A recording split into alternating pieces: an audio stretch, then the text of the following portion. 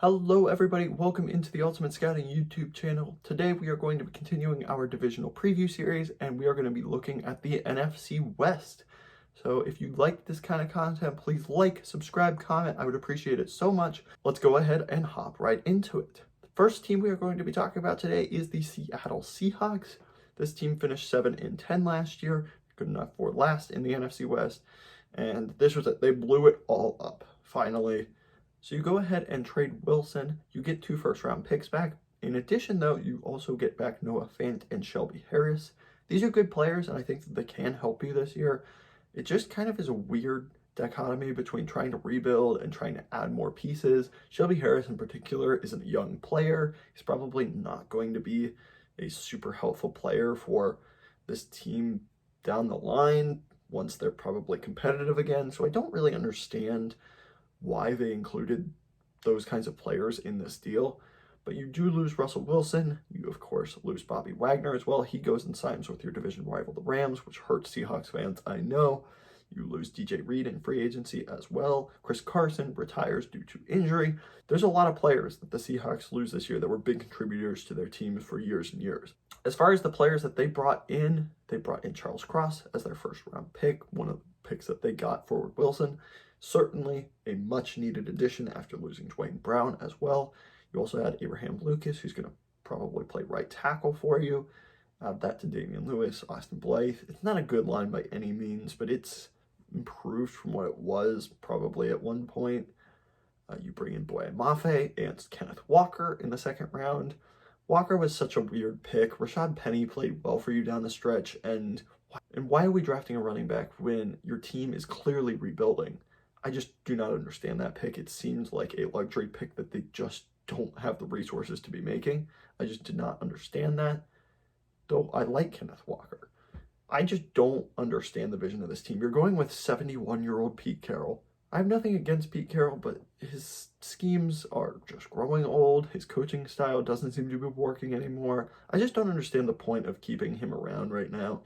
Even if he's able to turn things around really quickly, his coaching career is coming to an end soon. Whether he wants to admit it or not, age is going to be a factor at some point.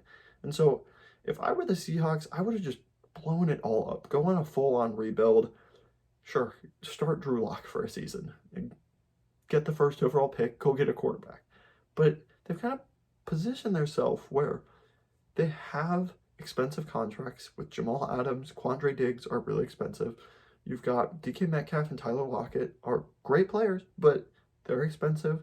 And who's throwing them the ball? Geno Smith? Really? We're going on the Geno Smith route again? I just do not understand. If you're going to blow it up and start Geno Smith, that's fine. I understand that. But why are we trying to act like we're fielding a competitive team with Geno Smith? You're not going to. And I just do not get the direction of this team. I do think that this is Pete Carroll's last year, and I just don't understand the direction of where this team is going. I project somewhere between 2 and 7 wins. I would not be remotely surprised if this finishes as the worst team in football. A team with Geno Smith is not going to score points. And that's the question is, how are you going to field an offense with Geno Smith at quarterback behind a bad offensive line with a defense that's really not very good either? The front seven is pretty bad. Jordan Brooks is a nice player. Uchenna Nwosu was a great addition. I'm not scared of anyone else on the defensive line. I think that they should have blown it up, but I think they're going to pay the price and probably finish with a really high draft pick, and hopefully they're going to take a quarterback or someone that they can really build around as a key piece for their future. The next team we are going to be talking about is the San Francisco 49ers, who finished 3rd in the NFC West last year. Although they made it to the NFC Championship game, they went 10-7. So this is a team that's interesting because they were really competitive last year and they were one dropped interception by Jaquiski Tartt away from making the Super Bowl, and now they're making a change at quarterback. You bench Jimmy Garoppolo but keep him around on a restructured deal, which is a bit weird. Doesn't really show a lot of confidence in Trey Lance, but you are going to go ahead and start Lance this year. Lance has all the tools really to be successful. He's got a great arm. He's really mobile. I think that he's a decent decision maker. I just don't know about his accuracy. There's kind of been some ups and downs throughout the preseason, so I'll be curious to see if it really even is an upgrade. I like starting the ceiling guy, obviously, and I like that they gave him a year, but I don't understand why Jimmy G's still on this team. Just show confidence in your guy. because you don't want to play him for 5 weeks and then say, this isn't working, we're going back to Jimmy G, and Jimmy G's not really, he doesn't feel believed in, Trey Lance doesn't feel believed in. It creates a whole mess. You just got to get rid of your veteran quarterback once you make that transition to the new guy. And that's kind of the question here, is how smooth is the transition to Trey Lance going to go? Is it going to cause discourse in the locker room? Is he going to be a good player on the field and allow Shanahan to still run all the schemes and the concepts that he is so famous for? I don't know. And, you bring back Kyle Shanahan, and I like Shanahan as a play caller and a play designer. I don't know that he is the best at a head coaching position where he's in charge of evaluating a lot of talent. And, he randomly decided that he hated Brandon Ayuk last year for half the year. And then he was really good once he came back. And now they cut Trey Sermon after a year after spending a third-round pick on him when they really didn't need him. I just don't understand some of the decision-making process of this team. You drafted a running back in the third round again this year when you just didn't have that many picks. So I don't really understand some of the decision-making aspects of Kyle Shanahan, but as a play caller and coach, he is really, really good at what he does. As far as the additions go this year, you get Charvarius Ward in free agency. That was a big addition, no doubt about it. You bring in Drake Jackson, the edge player out of USC. He's got a nice explosive first step. Not really a whole lot else. You bring in Tyler Kroft and, just some depth pieces in free agency. For the most part, they're really running it back, but with a new quarterback this time. On defense, you lose DJ Jones, who was a big loss. He goes to the Broncos. He's an underrated player for sure. You lose Laken Tomlinson, who is a really good guard for you, to the Jets. That was a notable loss for sure. For the most part, this team is really quite comparable to they were last year. It's just the quarterback change. I don't think that they really made any huge decisions in personnel that really sways this team and makes them way better or makes them way worse. You've got hopefully the development of some of the younger players on your roster and great coaching. I think DeMeco Ryans is going to be a head coach next season. He is a great defensive coordinator. So they've got a lot of good coaches. They've got a lot of good pieces on offense. It's all about, can Lance continue to take them to where they were? And then because he has that additional talent and that ability to elevate the players around him because of his natural abilities, maybe they can actually go ahead and make it to the Super Bowl and win. So my record prediction for the 49ers this year is 8-13 wins. This is a little bit of a bigger range. I could see a scenario where Trey Lance is really bad and he has a difficult time adjusting to the NFL after really not playing for 2 or 3 years. And that's a big deal because he's going and he's playing NFL guys now. And that could be a really tough transition for him. Or he could be amazing because of the skill set that he has and the great coaching and the great players around him. We didn't even mention Deebo Samuel, George Kittle, Brandon Ayuk are great players as well. The offensive line is solid, though not spectacular. Trent Williams is the best tackle in football. You've got some really nice pieces. If Lance can just use those pieces and then let his talent shine, this is a 13-win team potentially and certainly a Super Bowl contender. The next team we are going to be looking at is the Arizona Cardinals. This team finished second in the division last year after going 11-6. They started the season off so hot. They were amazing, the best team in football, and then they just cooled off really badly, and then they got destroyed by the Rams in the playoffs. And everyone was kind of like, whoa, what just happened? Because Kyler Murray was an MVP candidate. This team looked poised to make a deep run into the playoffs at the beginning of the season, and then everything just fell apart. And people were doing some research, just like, wow, Cliff Kingsbury does this every single year. Everywhere he's been, the first half of the season, they start off hot, defenses figure them out, and they're terrible the second half of the season. And this is a major concern for me. This is kind of our overarching question. We'll just get into it already. Can Kingsbury avoid the second half collapse that he's notorious for? Because I do think that they have the ability to get off to a relatively good start, but they've got to be consistent throughout the entire season. One of the things with Cliff's offense is it's very air raid heavy, and there's a lot of passing, there's a lot of interesting concepts, but it is a little bit gimmicky. And so if defenses can figure out those gimmicks and those new wrinkles that they've added in, they have enough talent that they're going to be a pretty decent team. But they also need to be adaptive and well coached, and I don't think that they are. Cliff Kingsbury is probably one of the most overrated coaches in the NFL, in my opinion.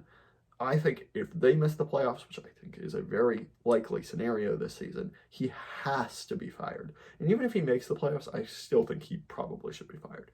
Unless they make a good run into the playoffs this year, I think that's really the only thing that would change my mind about that. I do not think he's a good coach. I think that he really never has been. I don't know how he got this job, and he's just supposedly a fun offensive genius, but I think that the players on this team are kind of carrying him. They do not build through the trenches at all. The offensive line is really poor. You know, Rodney Hudson is old and declining. TJ Humphries has been okay. He's not one of the best tackles in the league, but he's decent. You bring in Will Hernandez, you got Pugh there as well. Just nothing exciting. And they really just don't seem to prioritize adding anything there. Instead of, you know, adding depth at offensive line or defensive line, which they desperately need. Their defensive line is the worst in the league. You've got J.J. Watt and nothing else, and Watt can't stay healthy. Instead of investing in those places, they trade their first-round pick for a speed wide receiver. I like Marquise Brown. I understand why he is relevant in this offense, and I believe that he's going to put up a good season, but you trade your first-round pick for a speedy wide receiver, and in the second round, you draft a tight end, Trey McBride. My tight end one. I thought it was a good value pick. Why are the stupid Cardinals taking him? It just doesn't make any sense.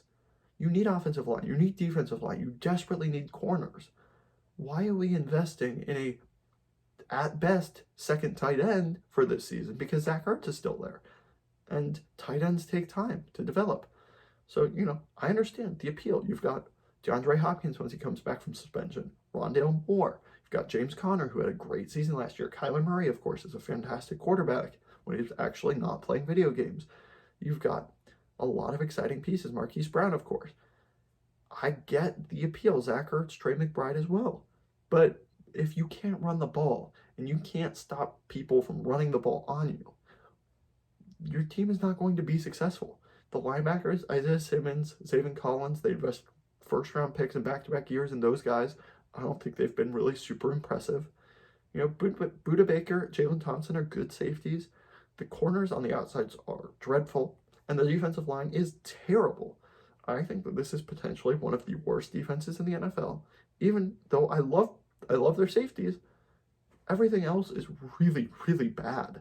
And I don't understand why they continue to invest in offensive weapons. It's because Cliff, and he just wants to run his air raid offense. He doesn't care about anything in the trenches. And I am really worried about this team. You lose Chandler Jones and Harrison Phillips on the defensive line. That's not good at all. Chandler Jones was your best pass rusher. J.J. Watt, as I said, cannot stay healthy. Who's rushing the passer for this team? Cameron Thomas and Myjai Sanders, who are rookies, and I thought Thomas was a huge reach. Sanders is a decent player, but if you're relying on him to get significant pressure, that's not a good look at all as a rookie. You lose Christian Kirk to Jacksonville on a massive deal. That's fine. I understand that. Chase Edmonds go to Miami. Okay, that's fine. But you just didn't do enough to replace the pieces that really mattered. Yeah, you brought in a good wide receiver, Marquise Brown. That's awesome. You brought in a good tight end in Trey McBride. That's awesome. But the players that you have on the defensive line and at outside corner cannot be starting in the NFL. And they are.